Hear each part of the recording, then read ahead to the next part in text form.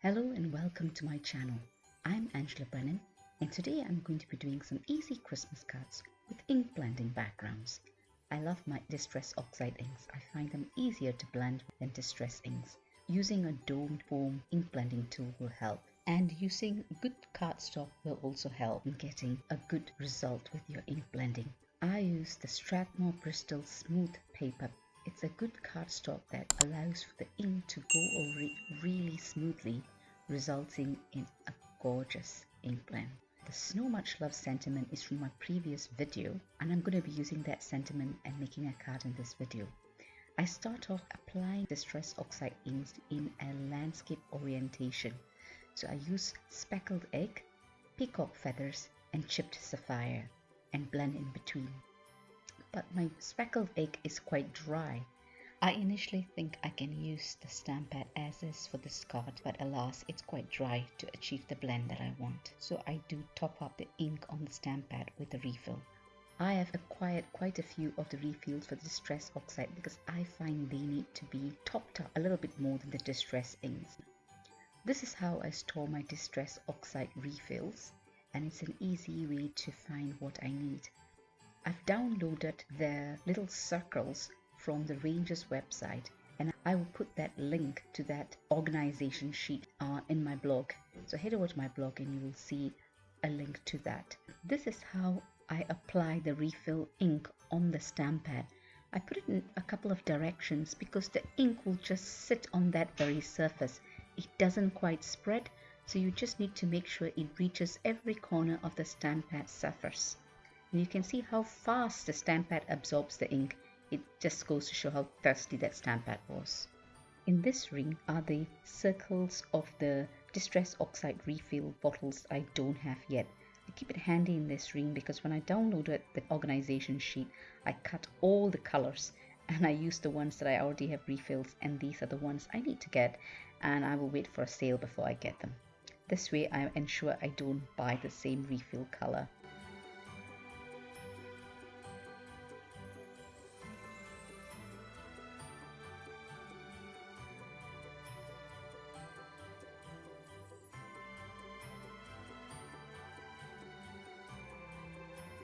I use the Waffle Flower Snowflake background stencil on the ink blended card panel.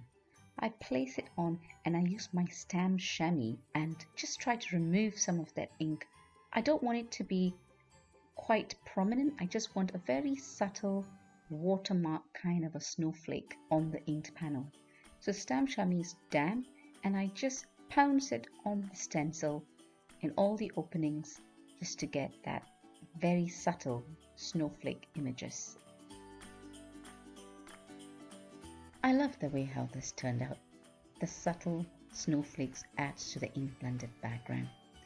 Now to give it a little bit more texture, I spritz some water onto my glass mat, take a paintbrush and just dab a few spots on the inked panel, and it reacts so beautifully to water, just like a little bit of a snowfall effect. Take a dry cloth, wipe off that, and there you have it.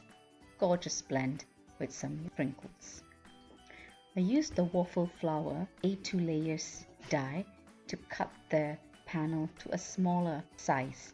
I like using this size because then it gives it a nice frame when you put it on an A2 size card. The Snow Much Love sentiment will just fit beautifully onto that. So what I've done is I've actually die cut Snow Much Love a few times because I want to layer it up for some dimension. And these snowflake die cuts are also something I did in my previous video, and I just had some balance, and I'm going to use that in the background. So I'm going to put that in the background, but then when I put the Snow Much Love on it, I realized I don't quite like the white snowflakes, so I do end up adding a dark blue color onto a couple of the snowflakes so that the sentiment will contrast against the background of that snowflakes. I just do want the sentiment to really pop against this inked blended panel.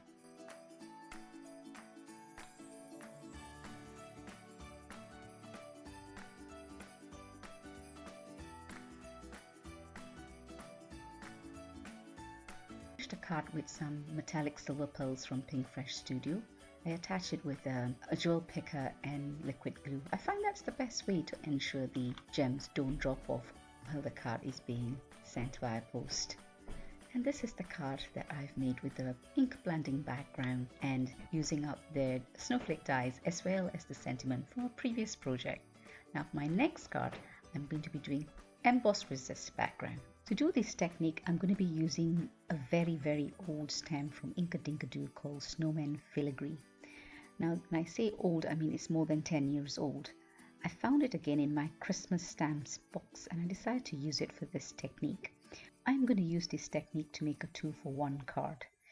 You need a stamping platform to do this technique. Not the Emboss Resist technique, but making the 2-for-1 card. So I get 2 identical sized Strathmore Bristol smooth card. Again, I'm using it because I'm going to do ink blending. And they're both 4.5 square.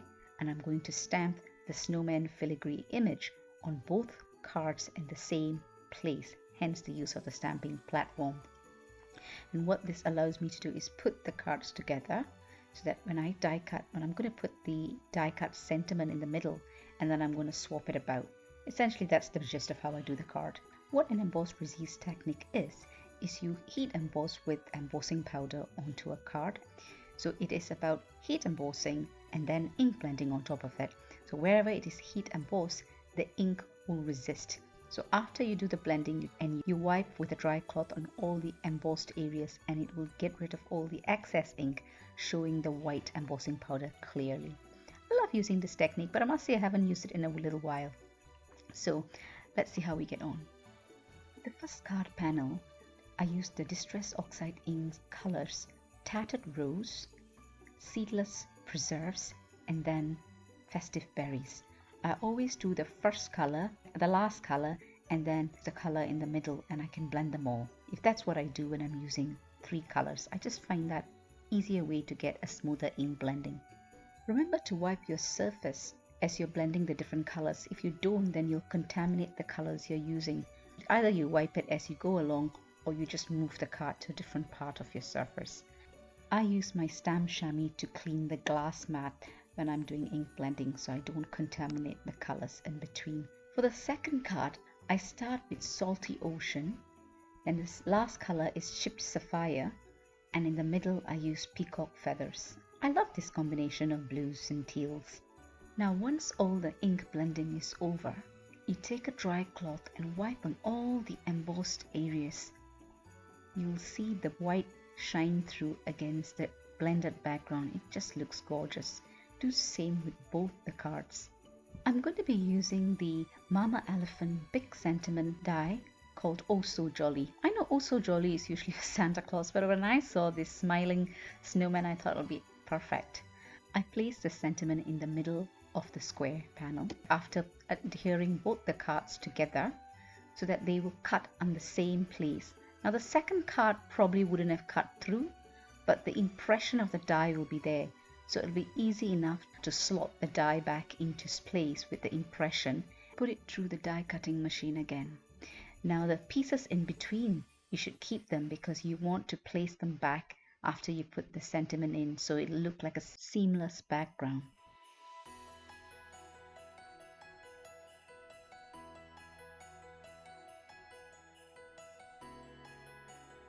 For the base cards, I use 2 5-inch square white cards, and I've also got the Oh So Jolly layered on white card. I think there's about 3 layers there.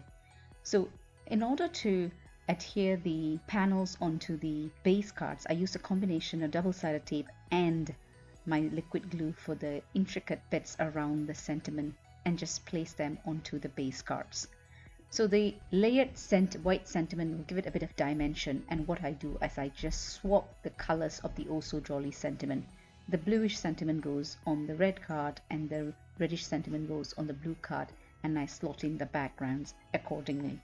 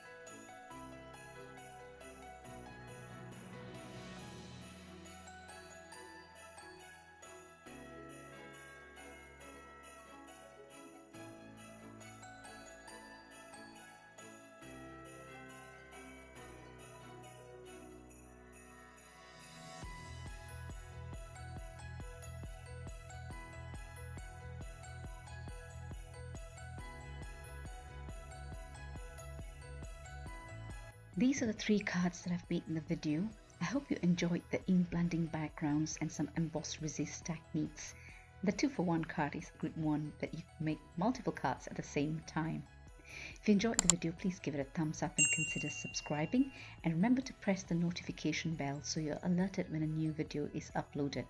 If you're inspired by the video and create any cards, please tag #spreadinghandmadecheer, as I'd love to see your creations. Do head over to my blog angelabrennanCreations.co.uk, where there will be close-up pictures of the cards made, instructions on steps to create the cards, as well as the link to products that I've used. Do leave me a comment if you've got any questions, and I'll get back to you as soon as I can. In the meantime, happy crafting and have a lovely day. Take care.